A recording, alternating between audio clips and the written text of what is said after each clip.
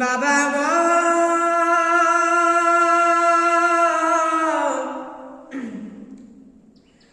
আমার নবী মুস্তাফা একদিন বারান্দায় বসে আছে বন্ধুরা আমার, আর আমার নবীর চাচা আবু তালিব আমার নবীর কাছে আস্তে আস্তে আসিল। কিসের জন্য আসিল বন্ধুরা আমার? ওই মক্কা নগরে থেকে কিছুটা দূরে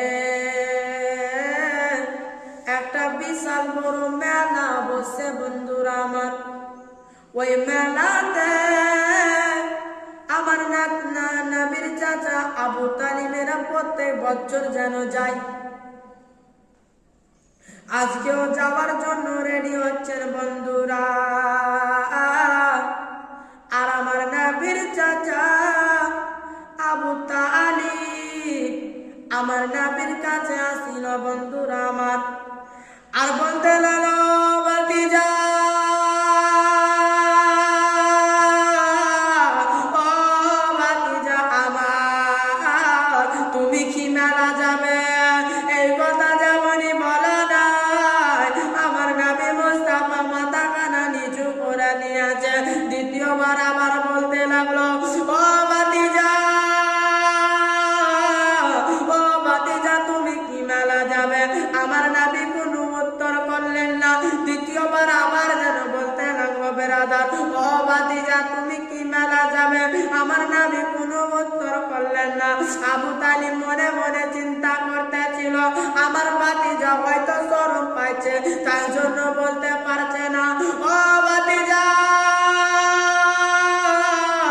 ও ভাতিজা তুমিও মেলা যাবে, কিন্তু তুমি মেলা যাবে বটে, তোমাকে মেলাতে বেশিক্ষণ রাখবো না, তোমাকে নিয়ে যাব আর কিছু খেলনাগুলা নিয়ে দেব। তুমি খেলনাগুলা নিয়ে আস্তে আস্তে বাড়ির দিকে চলে আসিবে। আমরা যতজন থাকিব সবাই বিকালে আসিব। আমরা যতজন রইব আমরা সবাই বিকালে আসিব। বললে ঠিক আছে চলো চাচা। আমার নবী মুস্তাফা আর জানো আবু তালিবের স্ত্রীরা সবাই মিলে মেলা যাওয়ার জন্য রেডি হয়ে গেছে বন্ধুরা। জানো বাবা ও বেরাদার বন্ধুরা আমার, যেন নিয়ে যাচ্ছেন বাবা সবাই মিলে বাড়িয়ে গিয়েছে আস্তে আস্তে যাওয়ার জন্য। আস্তে আস্তে গিয়েছে আর যেমনই মেলার মধ্যে পৌঁছে যাওয়া, যেমনই মেলার মধ্যে পৌঁছে গিয়েছে আমার নবী মুস্তাফা কে বলতে লাগলো ভাতিজা ও ভাতিজা তুমি এখানে দাঁড়িয়ে যাও, তোমার জন্য আমি কিছু খেলনাগুলা নিয়ে আসি। তোমার জন্য আমি কিছু খেলনাগুলা নিয়ে আসি। বলতে লাগলো ঠিক আছে চাচা। আমার নবী মুস্তাফার চাচা যেন আবু তালিব আস্তে আস্তে চলে গেল মেলার মধ্যে। মেলার মধ্যে গিয়া কিছুটা খেলনা নিয়ে আমার নবীর হাতে দিয়ে দিল। কিছুগুলা খেলনা নিয়ে আমার নবী মুস্তাফার হাতে দিয়ে দিল। আর বলতে লাগলো ও ভাতিজা ও আমার ভাতিজা তুমি এই খেলনাগুলা নিয়ে আস্তে আস্তে বাড়ির দিকে চলে যাও, আস্তে আস্তে বাড়ি চলে যাও। আমরা যতজন আছি ভাতিজা আমরা সবাই বিকালে আসিব। বলতে লাগলো ঠিক আছে চাচা, আপনারা যখন বিকালে আসবে আমি চলে গেলাম। আমার নবী মুস্তাফা যেন আস্তে আস্তে আস্তে আস্তে বাড়ির দিকে যেতে আরম্ভ করে দিয়েছে। বাবা গো ও আমার বন্ধু কাজ শুনে নাও, যেন বাবা আস্তে আস্তে যেতে আরম্ভ করেছে। আর মনে মনে চিন্তা করতে লাগলো আজকে যদি আমার দুনিয়াতে বাপ বেঁচে থাকতো আমাকে এইভাবে ছেড়ে যেত না, সঙ্গে করে নিয়ে যেত আর সঙ্গে করে নিয়ে আসতো বন্ধুরা। এই কথা বলছে আর যেন আস্তে আস্তে হাঁটতে হাঁটতে যেতেছে বন্ধুরা। আর সামনে দিক থেকে দেখছে একটা ৭০ বছরের বুড়া বয়স্ক বৃদ্ধ মানুষ দৌড়াচ্ছে হাঁপাচ্ছে আর চলে আসছে। ৭০ বছর বুড়া, জানটা চলে না আর যেন অনেক রেসে দৌড়িয়ে আসছে, ছুটে চলে আসছে মেলার দিকে। আর এইদিকে মেলার দিক থেকে দোল তাবলার আওয়াজ যেন আসছে ভেসে। আর বুড়া যেন এতই রেসে দৌড়াচ্ছে গো, যদি একবার রাখাইয়া পড়ে যায় বুড়ার যেটি দাঁত ছিল ওটিও ভেঙে যাবে, এত রেসে দৌড়িয়ে আসছে। আমার নবী মুস্তাফা আওয়াজ দিয়ে বলতে লাগলো, ও চাচা, ও চাচা একটু দাঁড়িয়ে যা। যেন বৃদ্ধটা দাঁড়িয়ে গিয়েছে আর বলতে লাগলো, ভাতিজা কেন দাঁড় করালে বলো? বলতে লাগলো, চাচা গো আপনি এত দৌড়াচ্ছেন হাঁপাচ্ছেন, কোথায় যাবেন চাচা? আপনি বৃদ্ধ মানুষ, এত দৌড়িয়ে দৌড়িয়ে কোথায় যাবে? আর মেলার দিক থেকে যেন ঢোলের আওয়াজ ভেসে আসছে। বলতে লাগলো, বলো চাচা গো, চাচা বলো এত দৌড়াচ্ছেন হাঁপাচ্ছেন কোথায় যাবেন? বলতে লাগলো, ভাতিজা এই যে শুনো, মেলার মধ্যে থেকে কত ঢোল তাবলার আওয়াজ ভেসে আসছে। এ ভাতিজা দেখো, মেলার মধ্যে থেকে কত বাজনার আওয়াজ আসছে, ঢোলের আওয়াজ আসছে। ওই ঢোলের মধ্যে, ওই ঢোলের মধ্যে কত সুন্দরী সুন্দরী মেয়েগুলা নাচ করে, কত সুন্দরী সুন্দরী মেয়েগুলা নাচ করে। ওই মেয়েগুলাকে যে যেরকম টাকা দেবে তাকে সেরকম রূপ দেখাবে। সুবহানাল্লাহ, সুবহানাল্লাহ। এই কথা যেমনই বন্ধু বলা নাই, আমার নবী মুস্তাফা মাথায় হাত দিয়া দিয়েছে আর বলতে লাগলো, ও চাচা, ও চাচা আপনাকে একটা কথা বলিব। বলতে লাগলো, কি কথা? কি কথা বলবে বলো? বলতে লাগলো, চাচা গো ওই ঢোলের মধ্যে, ওই মেয়ের মধ্যে, ওই মেয়ের মধ্যে যদি আপনার একটা নিজস্ব মেয়ে থাকতো, আপনার যদি একটা নিজস্ব সন্তান মেয়ে থাকতো, আপনি কি ওই নাচটা দেখতেন? আপনি কি ওই ডান্সটা দেখতেন? বলতে লাগলো, না না, আপনার আমার যদি একটা নিজের মেয়ে থাকতো আমি ওই ডান্সটা দেখতাম না, আমি ওই নাচটা দেখতাম না। এই কথা যেমনই বলে না আমার নবী মুস্তাফা বলতে লাগলো, চাচা গো, ও চাচা আপনি যখন আপনার নিজের মেয়ের নাচ দেখতে পারবে না তো লোকের মেয়ের নাচ কিভাবে দেখবেন? আপনি যখন আপনার নিজস্ব মেয়ের ডান্স দেখতে পারবেন না তো লোকের মেয়ের ডান্স কিভাবে দেখবেন? এই কথা বাবা যেমনই বলা নাই, ওই পুরা যেন মাথায় হাত দিয়েছে আর বলতে লাগলো, ভাতিজা আমার প্রায় ৭০ বছর হয়ে গেল, এত দামি কথা আমায় কেউ বলেনি, এত দামি কথা আমায় কেউ বলেনি। ভাতিজা বলো তুমি কে রে ভাতিজা, এত আমাকে দামি কথা বললে বলো? বলতে লাগলো, চাচা গো আপনাকে একটা কথা বলবো চাচা। বললে, কি কথা বলো? বলতে লাগলো, চাচা এই মেলাটা নাকি ভাঙ্গা যাবে চাচা। বলতে লাগলো, না রে ভাতিজা, না রে ভাতিজা, এত পুরনো মেলা তুমি ভাঙতে পারবে না। মেলার কমিটি অনেক শক্ত কমিটি, এত কমিটি এত শক্ত মেলাকে তুমি ভাঙতে পারবে না। এই কথা বলছে বেরাদার। আর আমার নবী মুস্তাফা একটা একটা করে করে যেন ওই জায়গাতে 40টা লোককে এক জায়গাতে জড়ো করলেন। সুবহানাল্লাহ, সুবহানাল্লাহ। আর 40টা লোকের মধ্যে ওই 40টা লোক যেন এক জায়গাতে বসে আলোচনা করছে কিভাবে মেলাটা ভাঙা যায়। আর যেন ওই লোকগুলার মধ্যে একটাই আছে হাফ মাইন্ড পাগলা, পাগল হাফ মাইন্ড। ওই পাগলা বলতে লাগলো আমিও যাব। লোকজন বলতে লাগলো হুজুর এ পাগলাকে নিয়ে যাইয়েন না, নইলে ধরা পড়ে যাব। যাবে তো যাক না, যাবে তো যাক। যেন কিছুটা রাস্তা গিয়েছে, একটা লোক বলতে লাগলো ওগো হুজুর আমরা যে মেলা যাব, তো মেলাটা কিভাবে ভাঙবো? আমার নবী মুস্তাফা বলতে লাগলো শুনে নাও, তোমরা 40টা লোক 40 জায়গাতে দাঁড় হবে। আমি 1 নম্বরে যাকে ইশারা করিব সেই বলবে এই মেলা চলবে না, মেলা বন্ধ করো। 2য় নম্বরে যেমন ইশারা করব সেই বলবে এই মেলা চলবে না, মেলা বন্ধ করো।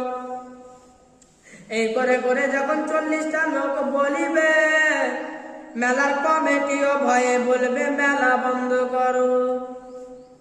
আর ওই পাগলা বলতে লাগিল, ওই পাগলা বলতে লাগলো হুজুর আপনি আমাকে 1 নম্বরে তুলবেন, আমাকে 24 নম্বরে রাখবেন না। যদি আমাকে 24 নম্বরে রাখেন আর এদের যদি কথা না শুনে তো আমার পেরেন্টের তার কেটে যাবে। ঠিক আছে বাবা চল চল। বাবা আস্তে আস্তে যেতে আরম্ভ করে দিয়েছে। বাবা যেন কিছুটা রাস্তা গিয়েছে, ওই পাগলা যেন একটা গাছের উপরে চড়ে নিয়েছে, লাফিয়া গাছের উপরে চড়ে নিয়েছে। আর লোকজন বলতে লাগলো হুজুর দেখো আর পাগলা মিস্টার। বলছে তারাও কিসের জন্য গিয়েছে দেখছি। ওই পাগলা কিছুক্ষণ পর দেখছে একটা মোটা লাদনা নিয়ে নামছে। লোকজন বলতে লাগলো তুমি লাদনা কি করবে? বলছে হুজুর যখন মুখে বলবো কেউ শুনবে না, এই লাদনা বললে ঠিকই শুনবে। পাগলা ফের ওকে পেরেন ঠিক আছে। যেন আস্তে আস্তে চলে গিয়েছে মেলার মধ্যে। 40টা লোককে 40 জায়গাতে দাঁড় করিয়ে দিয়েছে। আর ওই হাফ মাইন্ড পাগলাকে যেন 24 নম্বরে দাঁড় করিয়ে দিয়েছে। আমার নবী মুস্তাফা যেন 1 নম্বরে ইশারা যেমনই করে দিয়েছে, ওই 1 নম্বরে যে লোকটা ছিল ওই বলতে লাগলো মেলার কমিটিরা এই মেলা চলবে না, মেলা খানা বন্ধ করো। কেউ শুনে না, কার কানে আওয়াজ যাবে বেরাদার? যেন বাবা ওইদিকে ঢোল তবলার আওয়াজ যেন কানকে ফাটিয়ে দিচ্ছে, কাহারিয়া আওয়াজ যায় না কানে। যেন ঢোল তবলার আওয়াজের মধ্যে কে শুনতে পাবে? যখন 2 নাম্বার পার হয়ে গেল, 3 নাম্বার পার হয়ে গেল, যখন 10 নাম্বার পার হয়ে গেল, কাউরি কথা শুনে না। আর ওই পাগলা কিন্তু টান টান করতেছে। পাগলা হুজুর আমার নাম্বার কখন আসবে? দাঁড়া বাবা দাঁড়া আসছে। যখন 15 নাম্বার পার হয়ে গেল, পাগলা আর সইতে পারে না। বলছে হুজুর আমার পেরেন্টার তার কেটে। বলছে দাঁড়া বাবা দাঁড়া আসছে আসছে। যখন বাবা 20 নাম্বার পার হয়ে গেল, কাউরি কথা শুনে না। যখন ওই হাফ মাইন্ড পাগলার পালি পড়ে গেছে, ওই হাফ মাইন্ড পাগলা যেন চিৎকার করে বলতে লাগলো মেলার কমিটিরা এই মেলা চলবে না, মেলা খানা বন্ধ করো। কেউ বাবা শুনে না। আরো একবার বলেছে মেলা বন্ধ করো, কেউ শুনে না। ঢোল তবলার আওয়াজে কেউ কিছু শুনতে পায় না।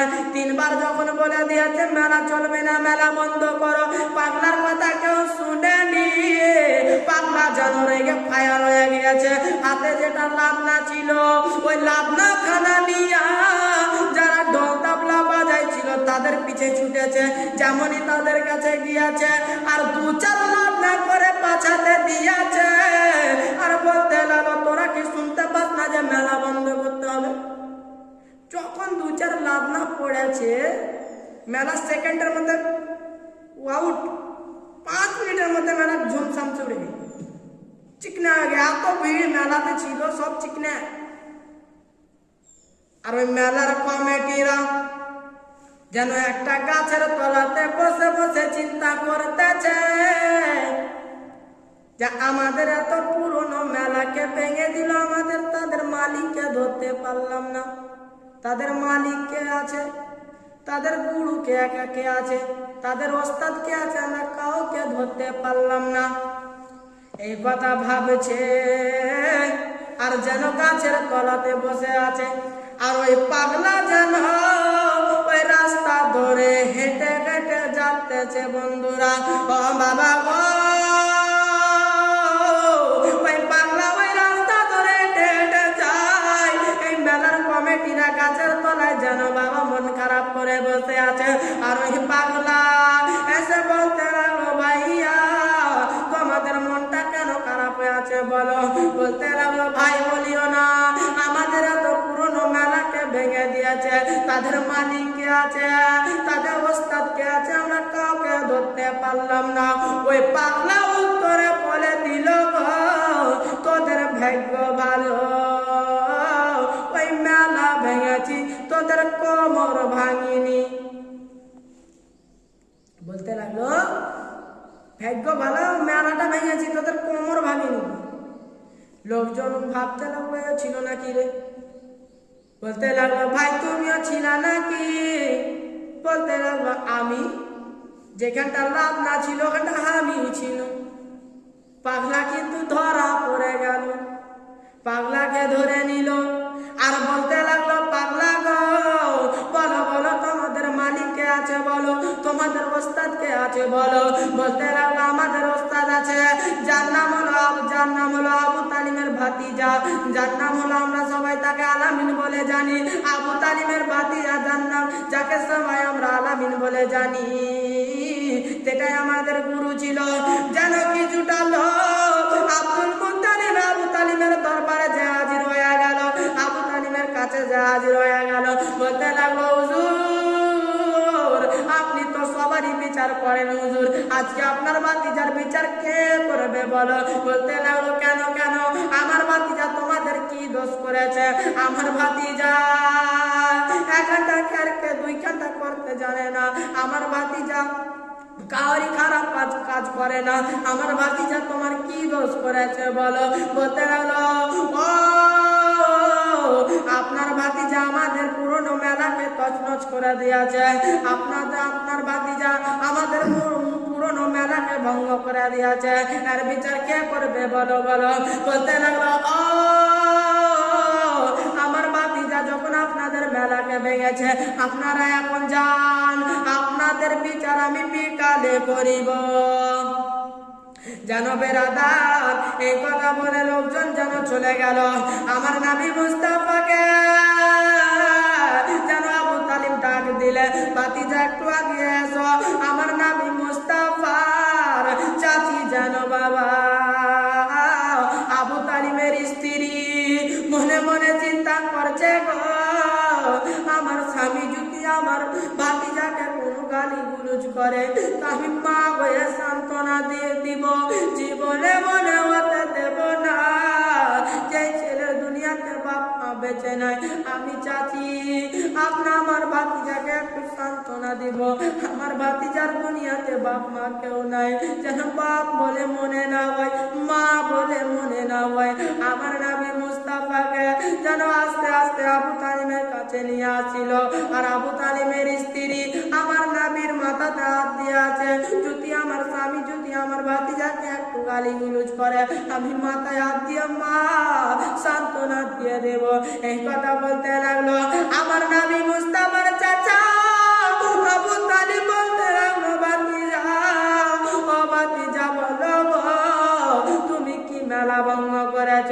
আমার নবী কোনো উত্তর করলেন না। দ্বিতীয়বার আবার যেন বলতে লাগলো, ভাতিজা তুমি কি মেলা ভঙ্গ করেছ? আমার নবী কোনো উত্তর করলেন না।